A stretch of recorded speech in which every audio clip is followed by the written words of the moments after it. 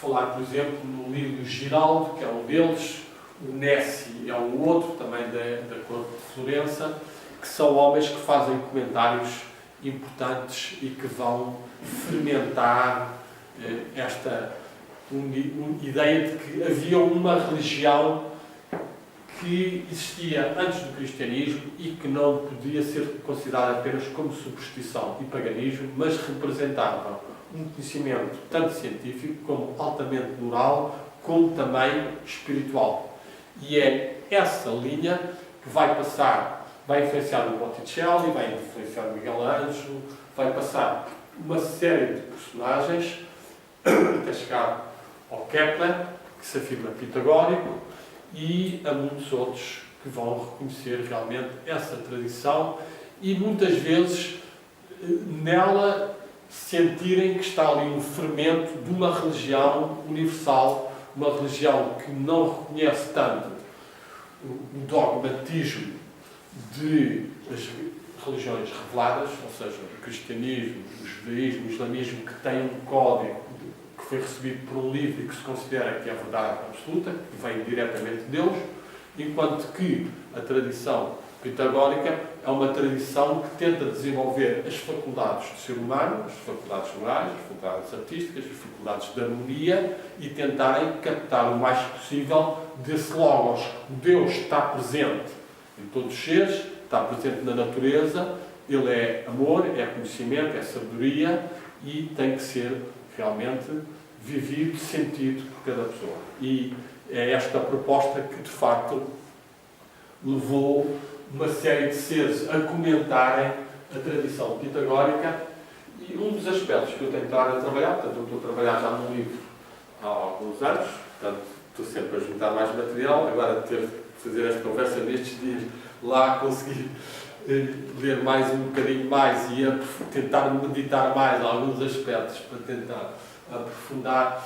E, de facto, um dos aspectos, os dois aspectos principais que nós temos, em termos de textos, são realmente os tais versos de ouros, que estão relativamente bem estudados, e outros que são um bocadinho mais enigmáticos, são os tais chamados símbula pitagórica, que são os tais ditos enigmáticos ou acusmáticos.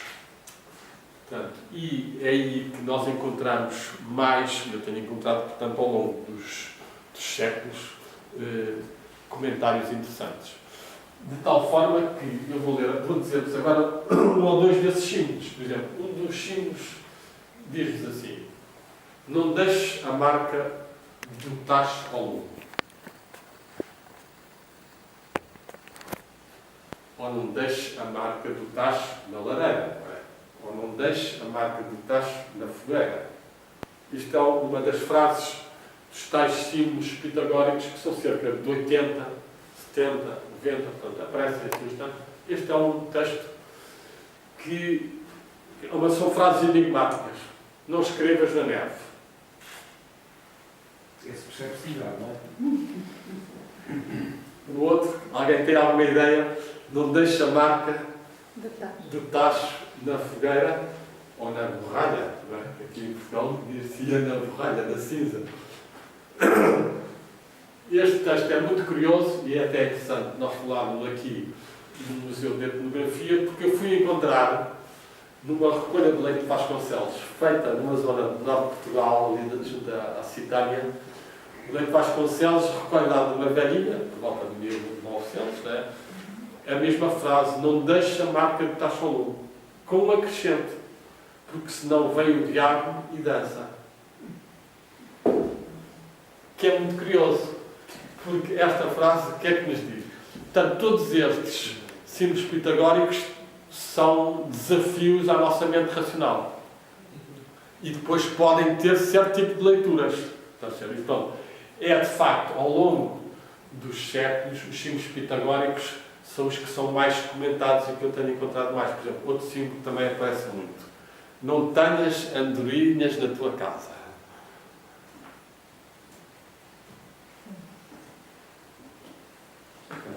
Aí percebe-se um sentido prático, Qual é? não é? Sentido prático, higiene pública. Higiene pública, por exemplo, pronto, é um outro. tinha pensado tanto nisso. Já estás a acrescentar qualquer coisa. Esse é o outro dos tais símbolos pitagóricos que atravessaram os séculos e comentam.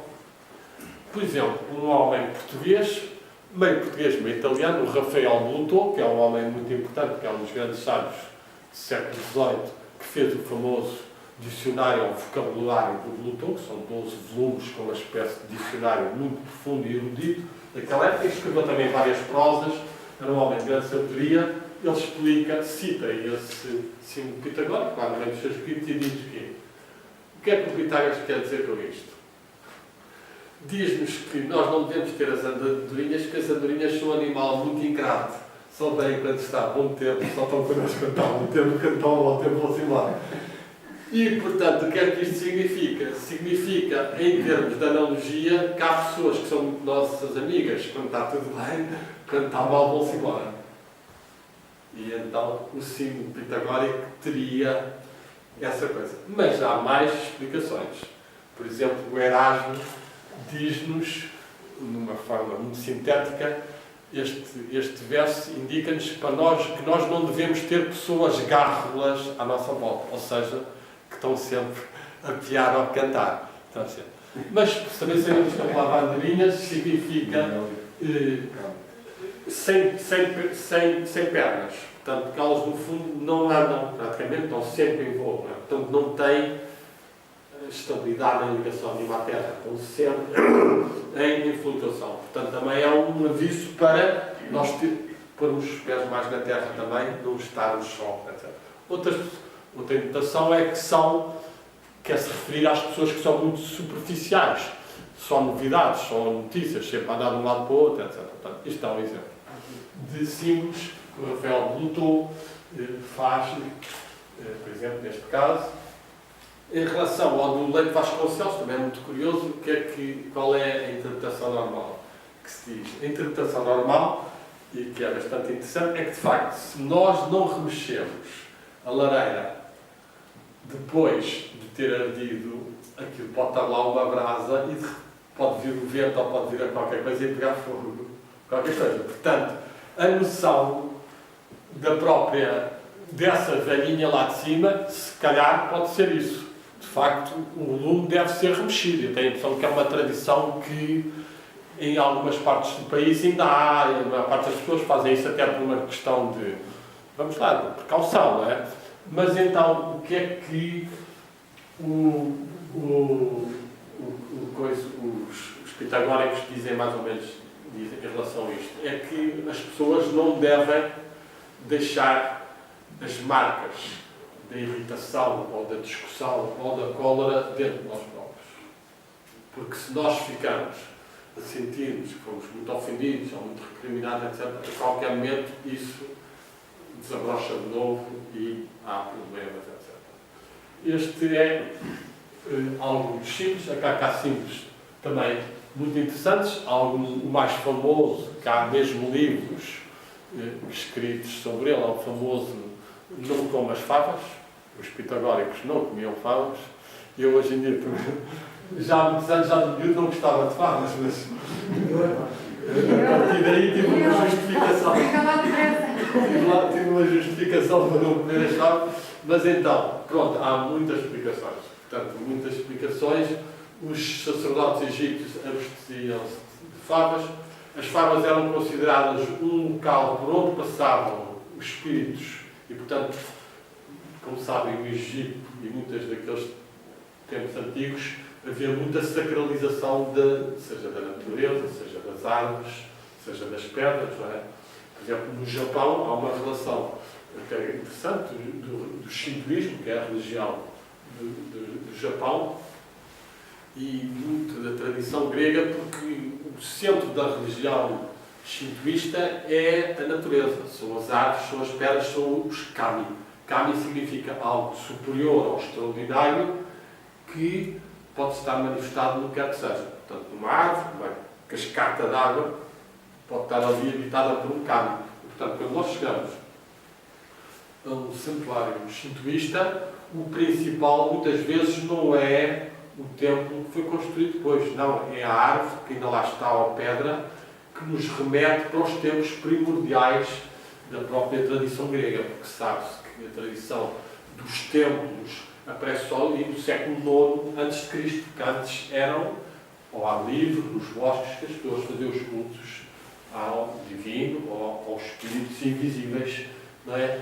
E então, estas formas de ver o sagrado na natureza fazia-nos ver nas favas, seja porque nos seus não tem nós, o cal das favas não tem nós, e portanto eles consideravam que havia ali uma ligação entre o céu e a terra especial e que aquele alimento não devia ser.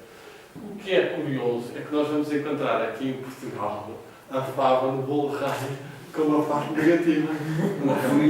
Alguma coisa ficou. Diz que a fava é o que nós não queremos.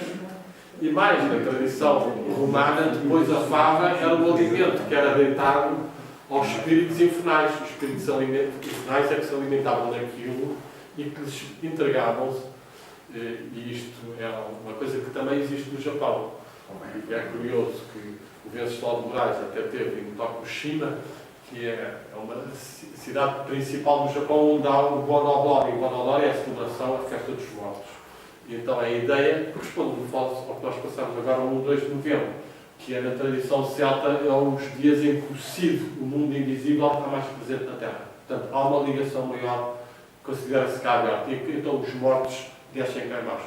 Assim como no Japão, eles metem umas folhas de uma árvore sakai, que é considerada uma forma perene e verde, que faz descer os espíritos, não é?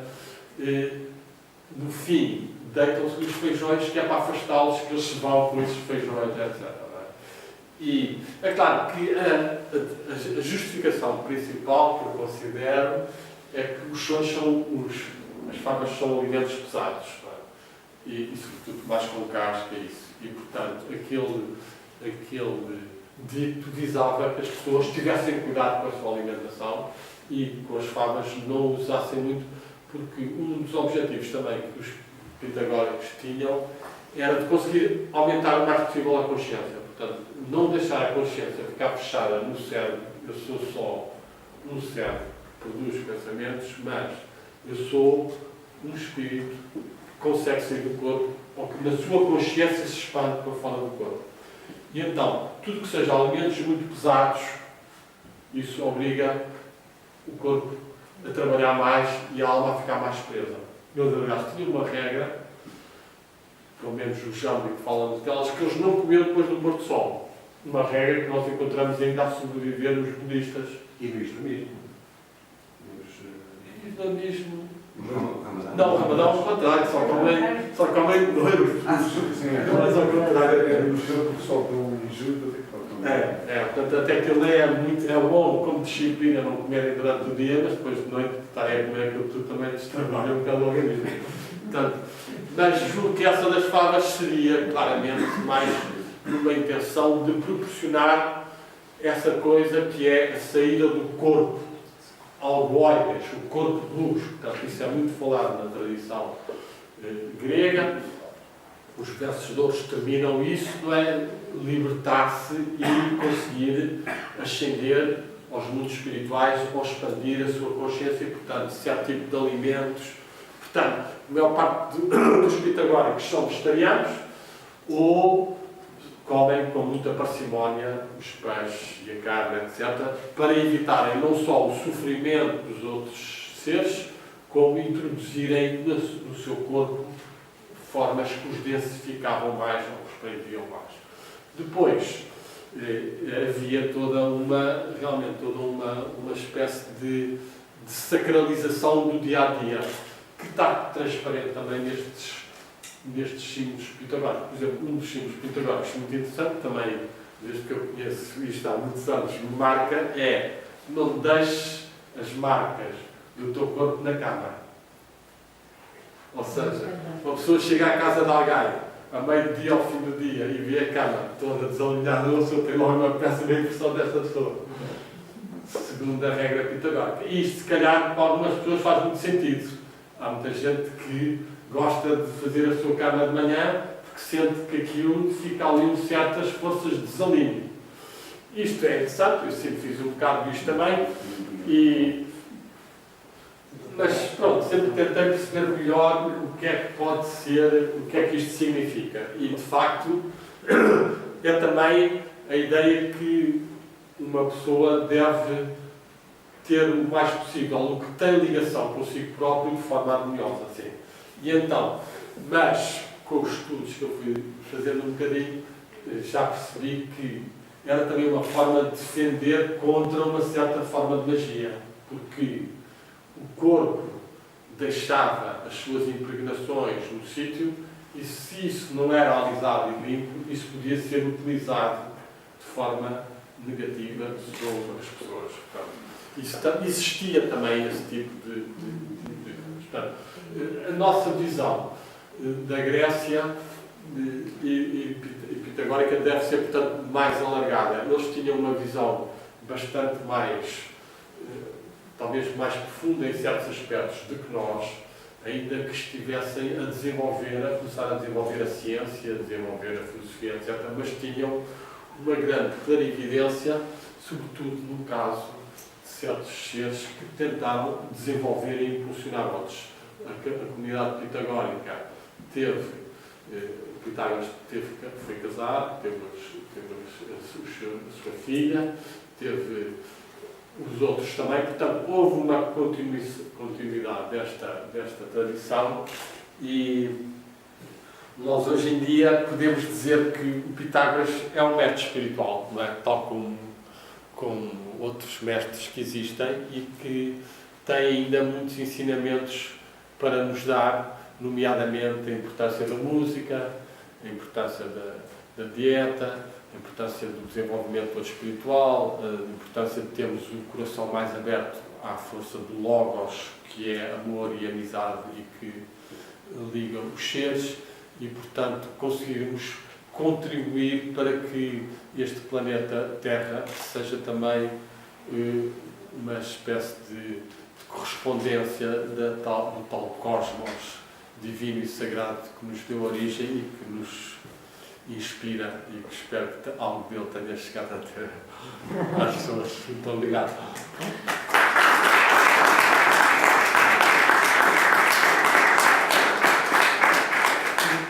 Bem, eu creio que se não estiveres muito cansado, Não, força, vamos a se isso. tivermos agora Algumas perguntas. alguma questão ou comentário.